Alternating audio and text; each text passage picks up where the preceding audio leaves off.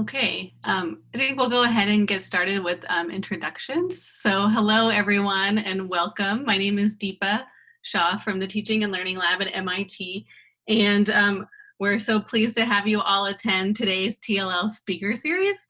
I want to thank Professor Kathy Drennan for introducing the TLL to our speaker for today, Professor Ginger Shultz, and for supporting her virtual visit to our campus. We look forward to having you actually visit campus one day in the future, Professor Shultz. Ginger Shultz is an assistant professor in the chemistry department at the University of Michigan. Ginger completed her doctoral work in polymer chemistry at the University of Oregon and transitioned to chemistry education research during her postdoctoral work at the University of Michigan. In 2013, she was named a UM Presidential Postdoctoral Fellow and was hired as a faculty member in 2016. Ginger's research is focused on investigating student reasoning in chemistry, how graduate student instructors develop pedagogical content knowledge, and writing-based strategies for learning in STEM. In today's seminar, Professor Shultz will share tools and strategies for making writing to learn strategies feasible in a variety of STEM classrooms, including high enrollment introductory courses. We'll be taking questions throughout the presentation via chat, and we'll hold space for those questions at the end of Professor Shultz's presentation. If you are experiencing any technical difficulty, please feel free to ask for help via the chat, and my colleague Ryan McDowell will be able to help you out. So with that, I would like to pass it over to Professor Shultz. Oh, thank you, Deepa. So thank you, Deepa and Ryan, for organizing, and for Professor Kathy Drennan for connecting me with the Teaching and Learning Lab. I'm really excited to be able to give this talk. Of course, I wish I was there in person instead of from my makeshift office at home, but I'm really happy that I can be there just the same and to share all of this with you. So I am going to be talking about writing-based strategies for learning. And this is mostly in science, but I think what you'll find is that this applies outside of science as well. And so hopefully there'll be something for everyone here. So I want to start with, let's see here. There we go. So I want to start, missing one. Okay, went a little too far ahead. So I'm going to start with a question, and this is just to kind of prime your thinking for writing and the use of writing. So I want everyone to respond in the chat and just really quickly describe the last thing you wrote and why you wrote it. And we'll give maybe 30 seconds to a minute, and then Ryan will start reading them out so we can all hear. Great. So just to let everyone know, the chat is going directly to the host. So if you don't see it, it's just to keep things organized for us. So I have grant application, a blog post for work, a letter of recommendation for award, email responses, notes about a workshop seminar I attended, just now a text for NIH progress report, email to get advice, new intro to a paper I'm supervising, manuscript to a report, original research, emails, deadline of an academic paper, qualifying exam, and we actually have about 20 more. Do you want me to continue? Maybe a few more. Okay. A journal paper, to-do list, text for emotional support to a friend, emails to colleagues, research proposals, methods sections, grant requests, fellowship application, and the list goes on. Great. Thank you. So I like to start with that because I think what it demonstrates is how integral writing is to everything that we do. And what we heard there were, of course, a lot of professional examples of the ways that we use writing in our research and in our professional lives, but there were also personal emails there, to-do lists, and texts for emotional support and that sort of thing. So writing is really important to us across the board and integral. So what I want to do is set you up with that and have you think about that as we go on and talk about writing and its use in the classroom. Okay, so what I'm going to be talking about today, I think sometimes when I do this, I skip a slide. Let me go, okay, go back. Okay, so when we think about how we might use writing in a science classroom, and actually this also applies to really any classroom, it doesn't just have to be science. There are two main ways that we can think about it, and certainly there are other uses for writing, but these are the two that I want you to be thinking about today. And the first one is learning to write. So thinking about writing as a skill, a very important skill, as we just thought about, that we have to learn how to do, both in a general way and also in a discipline-specific way. And then writing to learn. And the idea behind writing to learn is that when you write something, it transforms your understanding about that thing.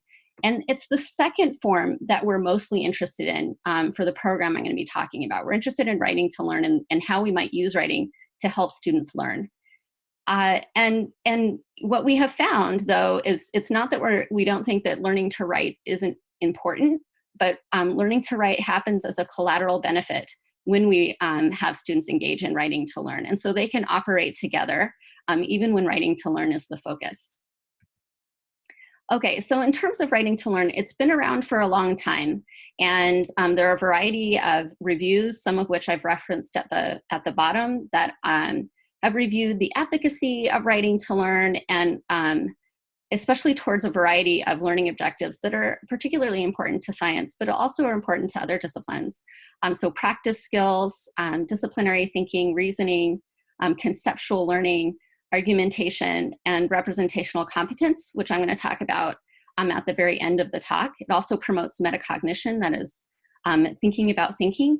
And then it's a really valuable formative assessment. This is one of my favorite ways of using writing to learn, is helping, as an instructor, helping me to understand what students' thinking is at a current moment so that I can respond to them in the classroom.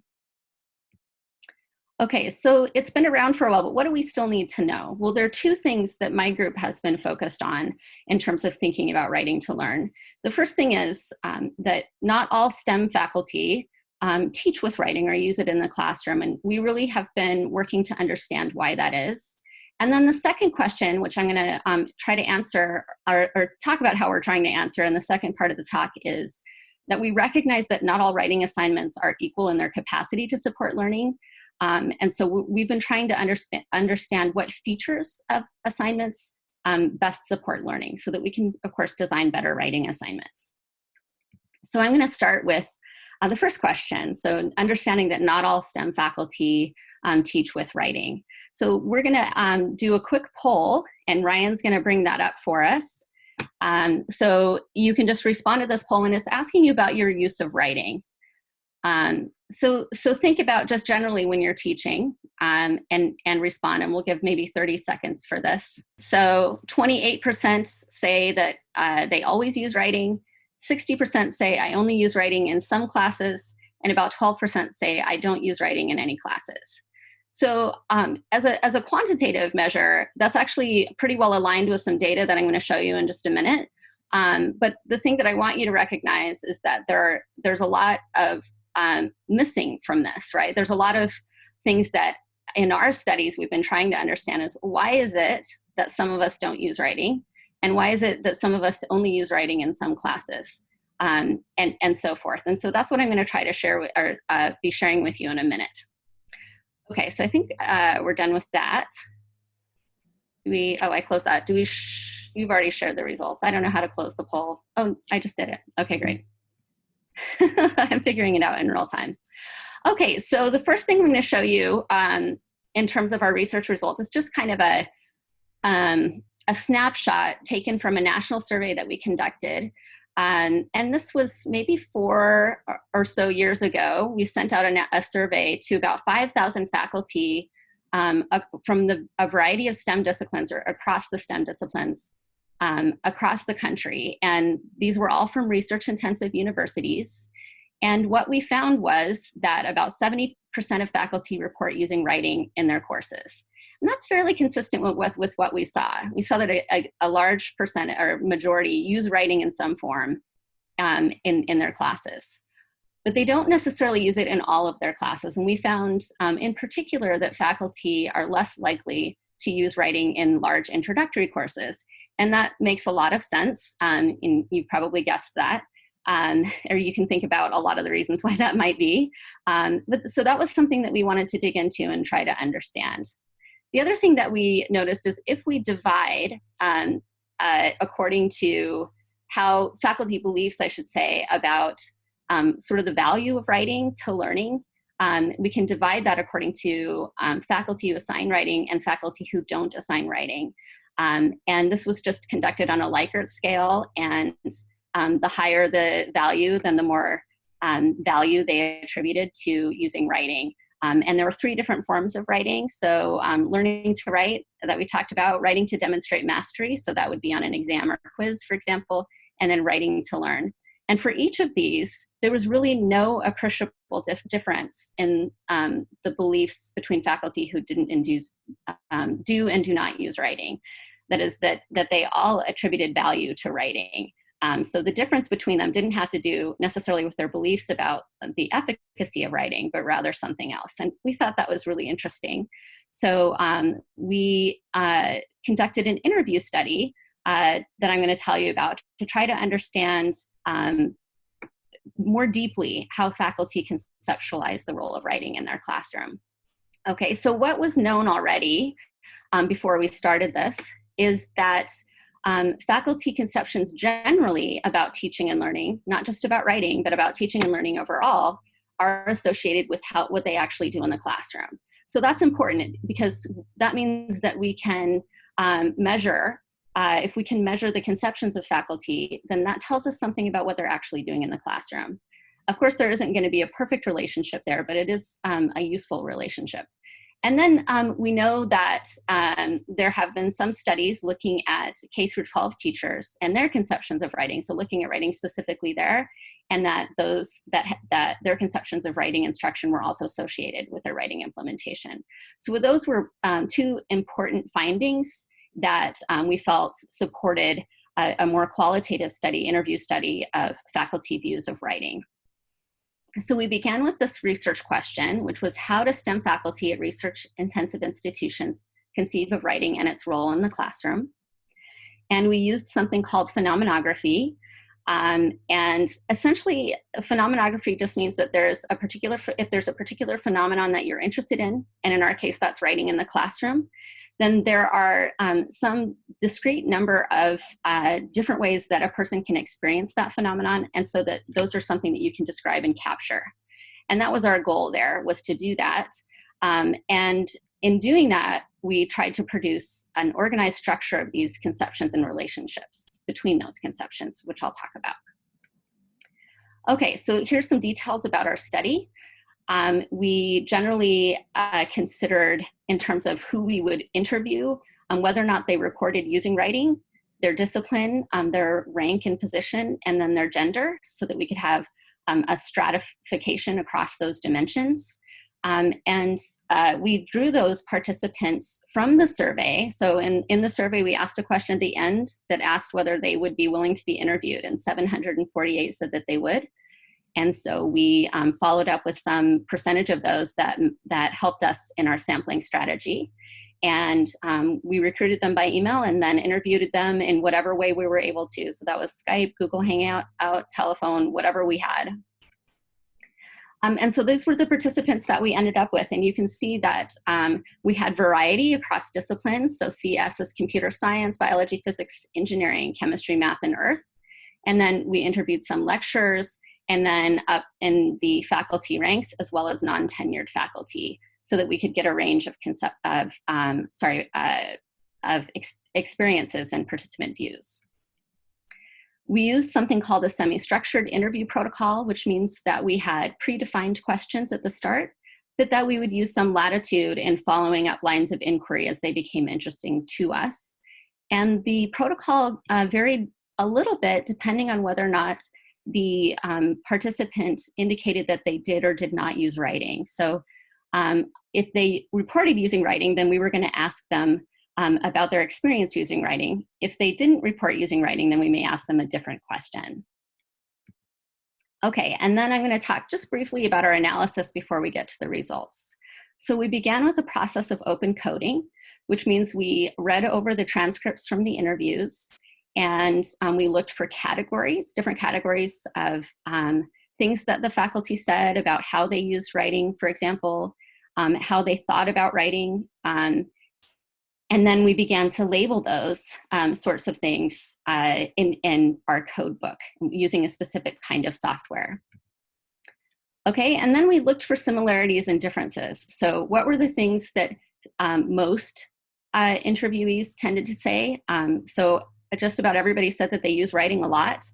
And the things that they considered to be good writing were very similar. We also looked for things with quite a lot of variety, so across the participants. So their beliefs about what writing could do, why they don't do and do not use it, and then when they do use it, how they use it. And then we talked about, and then we looked for important differences, things that were salient to us in terms of their classroom practices related to writing.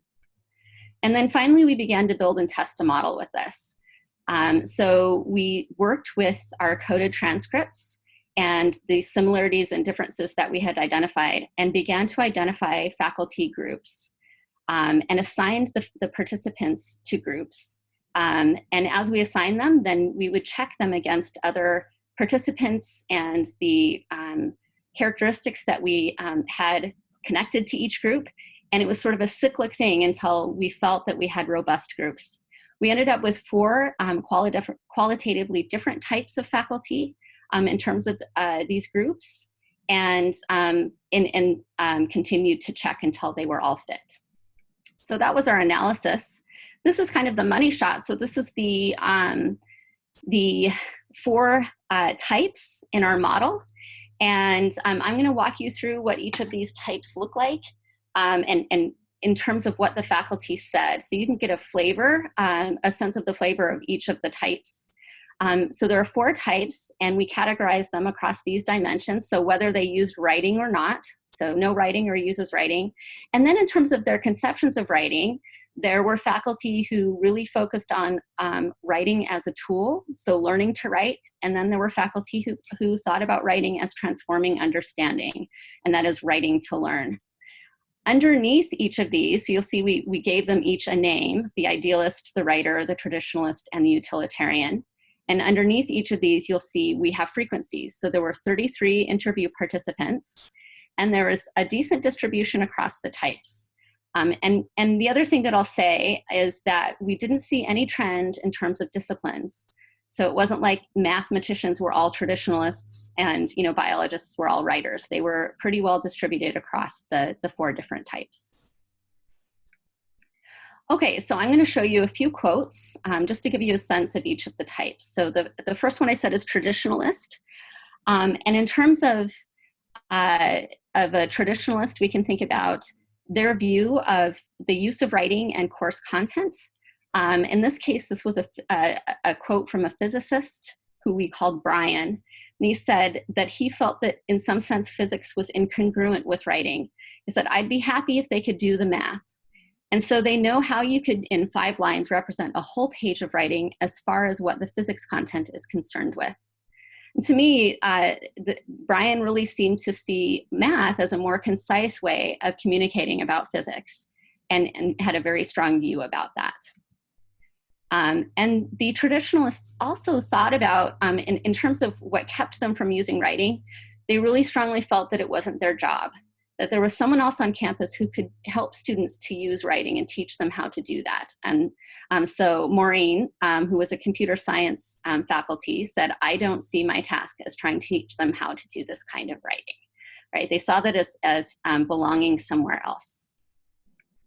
So we move on to the idealist.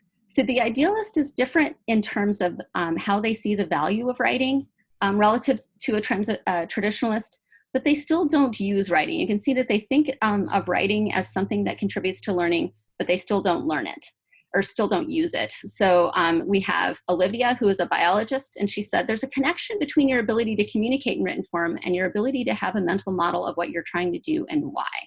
So many of these, or all of these idealists drew a connection between writing and understanding. The barriers that they saw were not particularly unusual, but they were having to do with logistical challenges. So Peter, who was in chemistry, said the challenge right now is TA support. I'm teaching 500 at a time. So with that many students, how do they grade essentially and provide feedback? Okay, on the lower right, we have utilitarian. And in this case, this is a faculty member who uses writing, but what they use writing for is distinct. So in this case, this is Colin, who is a biologist, and Colin feels very strongly that writing is a tool. If I want to be a better scholar, the tool is writing. That's my tool, and I need to use that tool, hone the tool, and use it right. And I think that quote particularly contributed to our label of utilitarian for that quadrant. In terms of the challenges or barriers, one thing that stood out was their view of evaluating writing as being something that was very subjective. So in this case, Curtis, who is a physicist, said it can be slow and because grading, it can be slow too, but it's less wishy-washy what the criteria are, right? So they're talking about how much time consuming it can be to try to grade writing and something that's so subjective. Okay, and then we end with the writer. And this is someone that uses writing and believes that writing contributes to learning. So they say, I'm trying to both reinforce the learning and measure them. So that sounds like writing to demonstrate mastery as well as writing to learn. And there's very little of what I teach that is a skill that I'm teaching them per se. It's all about comprehension. That was Roger, who was in computer science. And then finally, the challenges. So there's no time. And then this was referring to the evaluation of writing. But to have students actually do original work, you're going to end up with things that then become very difficult to grade and to provide good feedback to the students. So this was Trevor from engineering. So we have the 4 profiles here. And the thing that I want to say is that you may find yourself identifying with one of these profiles in one class, but not necessarily another. So for example, you may be an idealist in teaching a large introductory class, but you may be a writer in teaching an upper level class or a graduate class. And there are different reasons for that. So this is not an all-encompassing profile. You could be in one or the other. And notice that in the quotes that I showed that I was pointing out the disciplines. And that's again to reinforce that we didn't see anything that showed that one discipline would fit one profile over the other. So we're going to go to our second poll. And what I would like you to do is think about these 4 profiles and begin by thinking about a class that is kind of your class. You have ownership of the class, something that you teach most often, and you kind of own that class. In terms of that class, I want you to select the profile that you think best fits you. Okay, so here we are. Looks like we have someone from every profile across, a lot of writers in the group. That's probably not surprising given that you decided to go to a writing seminar, virtual seminar on writing in the classroom. But there's someone from across the groups, and that's interesting. What I want to say is that there's no, this is not meant to be evaluative of you, and the profiles are not meant to be evaluative. They are meant to just to help us think about our views of writing. And with my collaborators, we want to think about how we work with faculty who are beginning to think about using writing in their classroom and how best to work with them in that way. So when I started teaching 9 or 10 years ago, I would say I was probably a traditionalist or maybe utilitarian. I didn't ever take a chemistry class in which a substantial amount of writing was used. And so I never thought about chemistry as a place where writing would occur. But obviously after all this time in being involved in this program, I'm now a writer, and I even use writing. I use writing in every class I teach, whether it's small or large, introductory or upper level. So we can, stop sharing, and we will go on. So what I want to talk about now is after we carried out these studies, so we had the large survey study and the interview study, which helped understand faculty. One thing that was clear is regardless of whether or not faculty ascribed value to writing in the classroom, that there were certain barriers that needed to be addressed, right? Practical and logistical. And so what I want to tell you about next are some of the things that we have put into place to help us to support faculty so that if they're not using writing, it isn't because of practical things, it's because they choose not to. Okay, so this picture is the classroom that I teach in. So this is where I teach organic chemistry. And it seats about 400 students. And so this is the image I want you to have in your mind. If you were an instructor teaching in this class and someone said, you want to use writing in this class, you might say, oh, heck no. But we found that we can, and I want to show you some of the ways that we've figured that out. So there are three primary ways, kind of practical strategies that we've helped faculty. The first is we've developed a peer writing fellows program. So these are undergraduates working to tutor and help their peers in writing. We have an automated peer review system. We use it in our Canvas learning management system. And we designed it specifically in collaboration with another unit on campus. And in some classes, we've begun to use personalized messaging with students as well as a way of helping them think about the writing.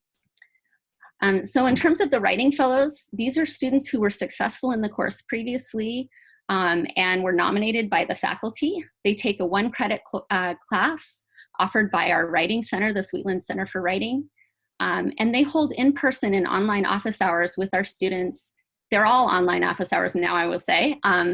And they meet with students and help them with their writing assignments in all of the classes that we work in. They monitor the submission by students and make sure that students are completing and doing peer review. And depending on the class, they may even assist with grading. And they communicate with faculty. And it's this last point, you know, I use writing in my class and I have writing fellows that work with me. And it's this piece of working with writing fellows that I find the most valuable. They are sort of the conduit to the students, and they tell me, they help me learn about students' thinking from the writing. And that's been really valuable. Here's some feedback from one of the writing fellows.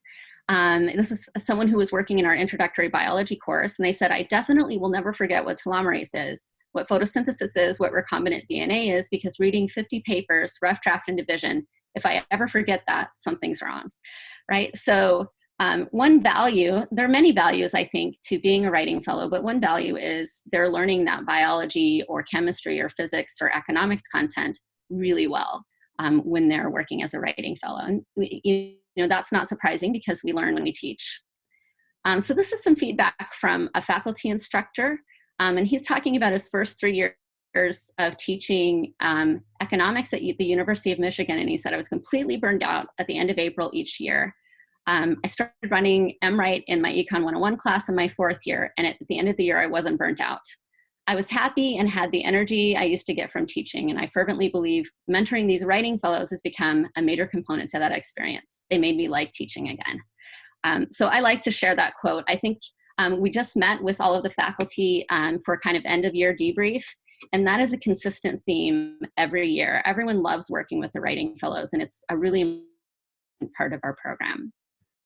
So the next thing that I want to talk about is peer review. So I've talked about the automated peer review, and one of the things that comes up when we talk to faculty about using peer review is, and students as well, is they kind of question whether or not they're going to get good feedback. But it actually turns out that it isn't the feedback that you get that matters so much as the act of reviewing and giving feedback to someone else. And that's called by someone, I don't know who, is giver's gain. And that means that you gain more by critically reading and thinking about someone else's writing than just getting feedback from someone. And so this came from a study where essentially they compared those who only got feedback to those who only gave feedback. So you can look on the side where it says new, and you can see there's this huge difference on this bar graph of those who only gave feedback. They did a lot better. And this was in just writing or learning to write. This wasn't a writing to learn study. So we wanted to use peer review as a way to ensure that all students, even in a 2,000 student class, got feedback. And so we developed a peer review system. We worked with an entity called the Digital Innovation Greenhouse, which is now Academic Innovation on our campus. We hired a programmer. This was myself and my co-PI, who is also a faculty member, and they built a peer review system. And we used worked with a user experience designer and a whole team of people to build something. It doesn't have to have all the bells and whistles. What we wanted was something that would be integrated into the learning management system so that the faculty would have low maintenance and wouldn't be getting 50 emails from students who couldn't log on and that sort of thing, but also something that would be easy for students to use so that they could quickly see, okay, what's due, what do I need to do next? And they could do that. So this was our automated peer review. And that's an important part of our tool. Ginger, I'm just, yeah. sorry to interrupt. I'm just being asked if you could repeat something again on what you started talking about with peer feedback. It's not so much what the feedback is as. Oh, I'm not sure if it was on this slide or the previous slide. It was on this slide, yeah. The one I'm showing now? Mm-hmm. Yeah, so I guess the idea is that, you know, when we think about peer review, we're really focused on our perspective from it. That if I'm getting, am I going to get good feedback that will help me to improve my writing? And that's what we think about. And then you question, well, are my peers going to be able to give me good feedback? And you worry about that. But it turns out that you could get no feedback. You could only read other people's papers. You could just be a reviewer, and you would gain more than those who only got feedback. So that's kind of the point, that there's something reading someone else's work and thinking about it that's really important to this process. And this is something that you know, faculty and students also just aren't aware of. So peer review, a really important part, a tool that enables students at a large scale to get feedback. But there's more to that, because even, you know, when you have that many students, you know, we want them to get feedback of some kind, and this ensures that they get feedback. We also wanted to see, is there a way that they could get feedback from me as a faculty member? Can they get individualized feedback of some sort? Even when I have hundreds or thousands of students, is there a way that we could do that in a formative way to help them improve their understanding? And for that, we have used something in just some courses who also opted into this program. We use something called eCoach. This started with Tim McKay, our physics department, and has really built up on our campuses and starting to spread to other campuses. And the idea is we used to use something that was called the Michigan tailoring system. Now I think we have our own system. And we take in information about the students that you know, is readily available on most campuses, their grades. We ask them questions so we can get at their motivation for taking the course, what their goals are, and things about them.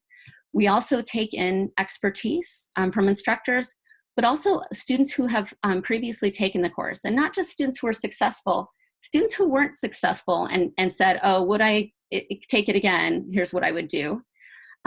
And these were informed by behavior change experts. And all of this is thrown into the system, which I'm just going to share with you as a black box, and is used to produce individualized message for a student. So if we know a student is a female and she belongs to a sorority and she wants to go to medical school, then we can give her messages that are more meaningful to her.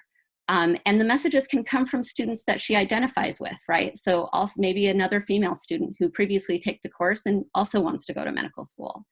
And that's kind of the key part of it, is that it's personalized and made meaningful and for the students. So that's the system that we use. And here's an example of a message that was sent out. And this is in our statistics course. And so in this case, this is talking to the student, and this is a generic one because we didn't want to share a personalized privileged message for a student, but it says, it's talking about peer review and the thing that I talked about, that the benefit of peer review actually comes when you read others' assignments. So some of it is a message that everyone might hear, and then everyone gets a kind of message that was tailored to them. So in this case, if we knew something about John, then we're going to make sure that he gets a message about peer review from a student that John would identify with, and enforces that. Because we know that sometimes as instructors, when we talk to students, well, the advice we give them sort of becomes noise. And then sometimes they're more willing to hear advice from their peers in this way. Okay, and so that's one way that we have addressed how do I give feedback when I have hundreds or thousands of students.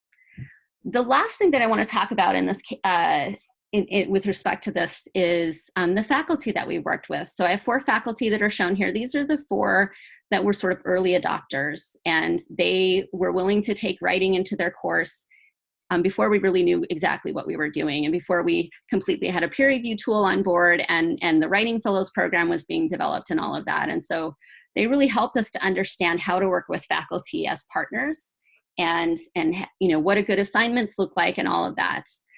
So these were these four, and we worked with them very closely, and then we realized that if we wanted to move beyond these early adopters, we needed to scale this up. And so what we did was develop a seminar through our writing center, the Sweetland Center for Writing, which faculty who were interested in using writing and wanted to learn how to do it could meet together, and they would learn how to use the peer review tool. They would learn about writing to learn, how to develop good assignments. They would actually develop assignments so that when the seminar was over, they would have assignments that they could use. And they would build a community of practice with other colleagues. And we invited faculty to bring postdocs and graduate students with them. So that's how we've begun to work with faculty. We now have faculty in large introductory courses across campus who are participating in what we're calling the MWrite program of classes. Most of these are science classes, but we have some sort of outside of that. I guess if you think about economics and statistics, you can think about those as sort of being STEM classes. And some classes which, you know, we are surprised about, for example, differential equations, which was a new one just in the last year or so that we're pretty excited about. And if you look at some of the numbers here, these are annual enrollment numbers, but statistics and economics, for example, are huge. So statistics, there are 4,000 students that may take that class. And some are what we would call smaller introductory courses. So in an honors natural science course, there's about 100 students that would take that in a semester. But even with that, imagine as a single instructor trying to give feedback to 100 students. That could be a barrier for you. And you know, we all meet together and draw from each other and learn from each other. The other thing, you know, that I want to say about this is, you know, as we've transitioned to online, so we just had a debrief, our annual debrief last week. And one of the things that we asked all the faculty when we met was, how did it work transitioning to online with MWrite? And pretty much everyone said that it was one of the easiest things, components of their course to transition to online, and the thing that they still felt good about after they transitioned online. So that was a real, we felt that was a real success, right? That there's something strong and robust about what we're doing, that even when we moved to remote teaching, it was still working well, and that they were able to make that transition fairly easily. Okay, I think I've got just enough time to show you a little bit about writing assignments. The second question, Ryan's nodding his head. Okay, I'm aware of time. In the second one, which is not all writing assignments are created equal, we want to better understand how to build a better writing assignment, essentially. And so I'm going to talk about a particular writing assignment and how we've thought about that. And as I transition into that, I want you to think about what writing means. So probably to this point, you've been thinking about writing in terms of writing in our natural language or in English language speaking. But we use different forms of writing in science. I know in organic chemistry or chemistry in general, I draw Lewis structures and different representations of molecules, and I represent data in different ways. And we have different sorts of languages, disciplinary languages, and ways of representing and talking about things that students have to learn. And they have to decode these things, and they have to learn how to translate them. And so that's the general idea that I had in mind when I designed this assignment. And this was in collaboration with some colleagues at the University of Southern California, and also some graduate students in my group did a lot of this work. So I'm going to show you some chemistry, but don't worry if you're not a chemist, you don't have to understand the chemistry. But this is just to give you a sense of the writing assignment itself. So we wanted students to make a comparison between a type of organic chemistry reaction pathway, which is shown at the top in scheme 1 by these symbols, which just represent molecules. So I call this the textbook VIDIG. So this is a named class of reactions, and it's taught in a very standard way in organic chemistry. And what we really wanted to happen in this writing assignment was for students to apply and extend their understanding to a kind of reaction they haven't seen before. And this was something from the literature that was published in Organic Letters, and it's a base-free VIDIG reaction. So if you're not a chemist, that's not meaningful to you. What's important is that we're asking them to make a comparison and to explain why one reaction works a particular way and the other reaction works a different way. And in that case, what you'll notice is they have to then translate from these two figures, scheme 1 and scheme 2, between other kinds of representations in chemistry and into the English language writing assignment that we're asking them to do. And that's what we were excited about. We didn't want to prescribe them anything specific for the figures. We wanted them to decide what figure to use or even whether to use a figure at all. But what was important is we gave them some guidance about how to use the figure when they were writing, but we also wanted them to be sure that their writing had to stand alone, that they shouldn't be relying only on the figures to convey their meaning, that they had to do a complete translation into writing because that's what would be graded. So we analyzed about 130 responses. I won't go into all of the details of why. We looked at representational competence. So this is kind of a complicated table, but basically it goes from lower sophistication, so representations as depictions. So that's where students are able to draw things, but they can only explain them on a surface level, right? And that there's a lot of information that is lost. You can kind of go midway, and this is called syntactic use. Students are able to identify and describe some properties at a deeper level, but they're still focused on the form of that symbol rather than the function. So they're sort of quote unquote connecting the dots. And then all the way up to reflective and rhetorical use of representations. And that's really they're moving fluently between different representations. They can evaluate whether or not a representation is useful in a particular purpose, and they can make connections across representations. So that's kind of what we were looking at when we were analyzing the writing. And then we also related that to what's called mechanistic reasoning. Mechanistic reasoning can refer to any mechanism in science, but here, of course, we were talking about reaction mechanisms in organic chemistry. And there were 3 levels here, starting with descriptive, which is again at a surface level, right? And only looking at explicit things when they were talking about explicit things, I should say. Relational is somewhere in between, where they're looking at explicit things, but also starting to look at implicit things, things that they have to know that are underneath the symbols. And then finally, causal reasoning, where they're looking deeper at different things that are underneath, and they're inferring cause-effect relationships that have to do with the structure and reactivity of the molecules that they're talking about. So we looked at those 2 different constructs, representational competence and mechanistic reasoning, and we analyzed their writing. And so this is a way that you can think about it, right? So we have a representation of a molecule, which may or may not make sense to you, and that's fine, but that was being translated by students in some fashion. So we show the movement of electrons in a reaction with a red arrow, but the student is translating that to say, the non-bonding electrons on this tributyl phosphine attack the beta carbon, right? So that's the kind of translation that we were looking at and thinking about in terms of their representational competence and their mechanistic reasoning. So we can start with the diagrams that they elected to use. So we found that diagrams were used in a variety of ways by students. Very often they did not match the explanation that students provided in writing. And they also revealed misunderstandings of the reaction that weren't captured fully in the writing as well.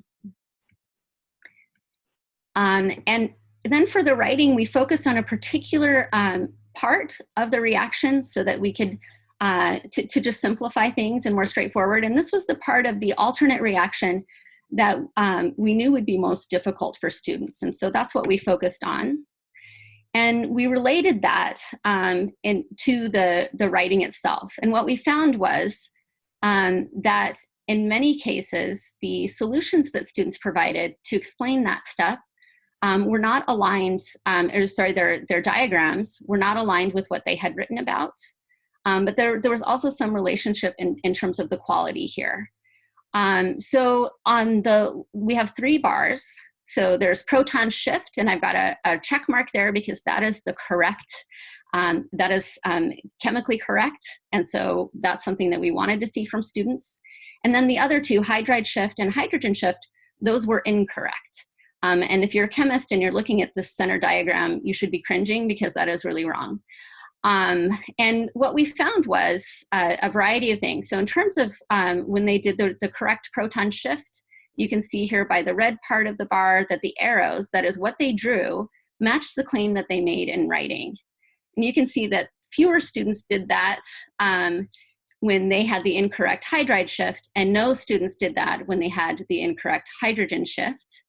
We also saw an increase in what's shown in the purple bar, and that is that they didn't show anything, they only wrote about it. This is just representing the solution they provided. And then somewhere in between we have arrows don't match claim something particular, so that's orange. And you can see for the hydrogen shift, often their arrows didn't match the claim a good part of the time. And for the hydride shift, a good number of students as well. But the students who proposed the correct proton shift, largely their writing matched their figures. And so we thought there was something to that. The last figure I'm going to show you, and then we'll have time for questions, is kind of a diagram that we've started with just to illustrate the relationship between their mechanistic reasoning, which we scored, and their degree of integration of their symbols. That is, did they just throw a figure in the paper, or did they actually talk about and refer to the figure in their writing? And that's what we mean by integration. And so if they provided no figure, then this value here is the average score for their reasoning. And then if they provided a figure, and then we showed this based on the type of figure, so mechanism, structure, schemes. So there's 3 different kinds of figures they could have used. And we saw somewhat of an increase there in terms of their average mechanistic reasoning, but these were, the center one was independent, meaning they really didn't integrate it into their writing, but they did use it. And then finally, when it was fully integrated, we can see that we had higher average scores for reasoning, particularly here when they're using a representation of the mechanism itself. That was where we saw the highest. So we see some relationship between the integration of their figure, how well they're using it, and how well they performed on the reasoning, and that is how sophisticated their reasoning was.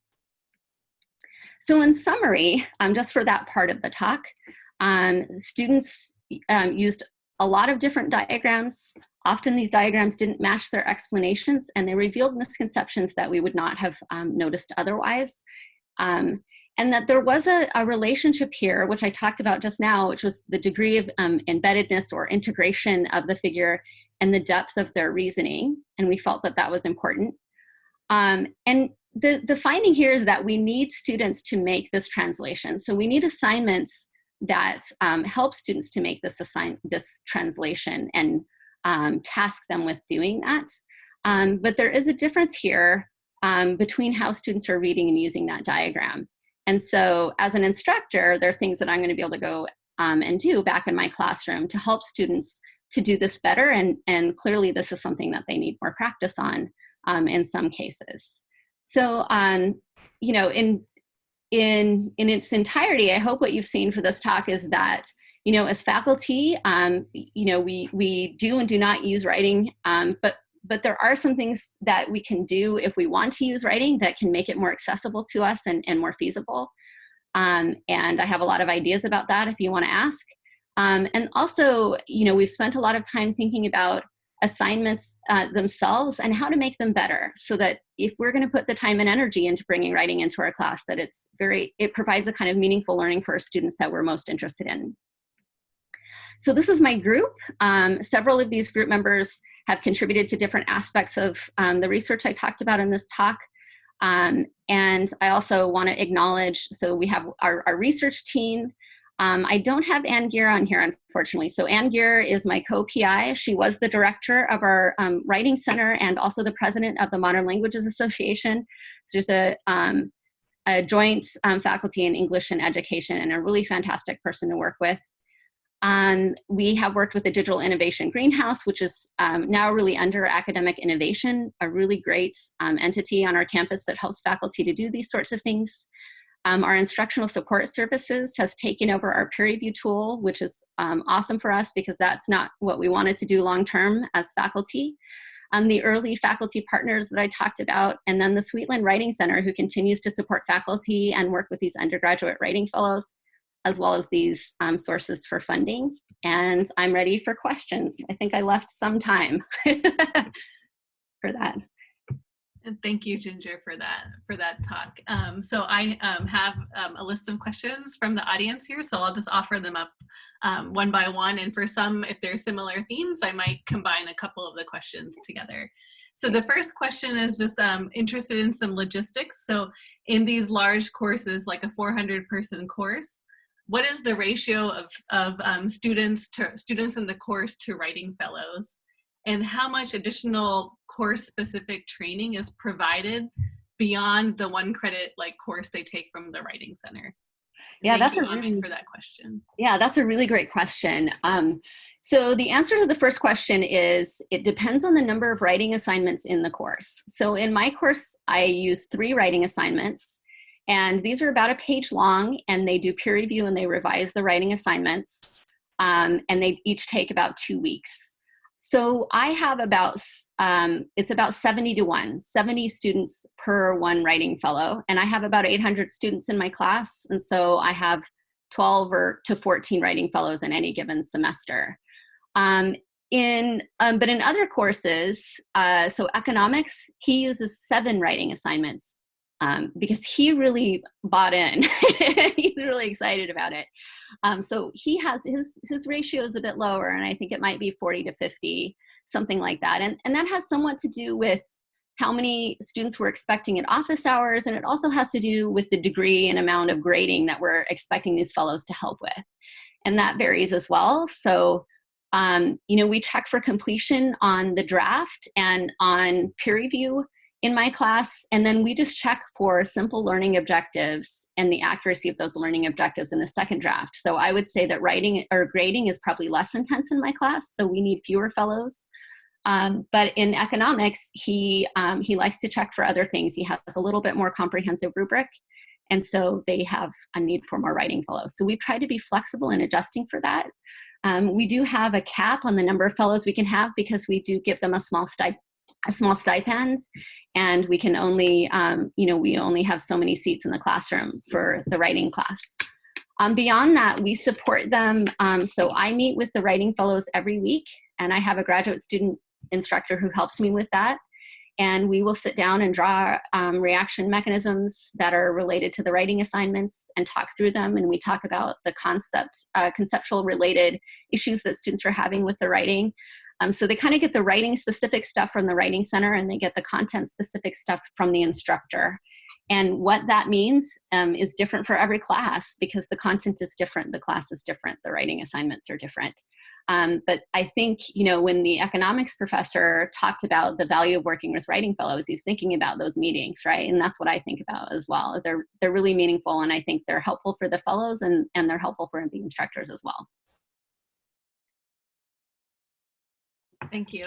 All right, so we have some questions about the peer review, and I'm going to kind of combo them so you can address them as you wish. So there's some recognition that peer review is work for the students. So just wondering how faculty think about that workload with regards to the students in the class doing peer review. Also questions about how what kind of guidance are students given for peer review? How is that experience scaffolded? And is there any concerns that the better writers in the class have very little to gain from the peer review? Yeah. Okay, great. So let me think. Well, the broad answer is that again differs from class to class somewhat, but in terms of how faculty sort of value and recognize the workload, I think an important answer is that has to replace something. This isn't something that is meant to be on top of a whole bunch of other work that happens in the class. And our guidance generally to faculty is that it should replace something that students would see as being important to the class, right? So some faculty would replace a quiz or a problem set with a single writing assignment or something like that. And we consider, a draft, a peer review, and the revised draft as being an entire assignment. And that might take the place of one problem set, or, you know, and that varies from class to class. But if the students don't see that it's meaningful to them, when I say meaningful, I mean the amount of points or credit they're going to get for that. Of course, that matters to students. But it also has to be related to what they're learning, and they have to see that relationship, and they have to see that, you know, that if I learn this through the writing, I'm going to do better on the test. And you know, we've collected data in a lot of the classes, and we try to show that to them so that they can recognize that. So that's pretty important. In terms of peer review, let's see. So yeah, you know, the experience that we have had, and we were actually talking about this in our writing group, in terms of students that, you know, are better writers, do they not have as much to gain? Well, I don't know if I know of a student writer who is perfect yet in their writing. So I would kind of push back on that. And there are students, I think more often we have students who think that they don't have something to gain, but in fact they do. And so showing that to them is important. And they may not have as much to gain from the feedback they're going to get from other students, but helping them to see, even if it's just saying, okay, the other 3 people's assignment that I read, they thought about this reaction or this you know, economic principle in the same way that I did. They're getting normative information, and that's important too. So, you know, they do, it's more the students' conceptions on that than I think faculty. I don't think, you know, none of our faculty felt like students, there were actually students who were such good writers that they didn't get value from it. But sometimes the students don't see that value. And so there are different ways that we can show that to them. And then again, faculty have helped to teach students about peer review in different ways. I send them messages about it. I talk about it in class. I will show them a couple of examples, you know, and take 3 minutes out of class time to say, here's some examples of peer review comments. Which one would you most like to receive? Just to help them see that. I show them data from previous class that says students who, you know, participated in peer review corrected this many misconceptions before they revised their draft. The kinds of things to help them go, okay, this is worth contributing to and participating in, and all of those things help. You can just drop it in there and it's successful, but there are things that you can do to amplify the benefits of peer review and revision, and we have a lot of little different things that faculty have tried to do that. Thank you, Ginger. So we're technically over time. I think we can still address maybe 1 or 2 more questions if folks want to hang around. A really interesting question came in about students who for whom English is a second language. So have you do you have any data on how, with this increased interest in including writing in the classroom at U Michigan or even elsewhere, like what has the impact been on students for whom English is a second language? Yeah, so we haven't done a rigorous study of that.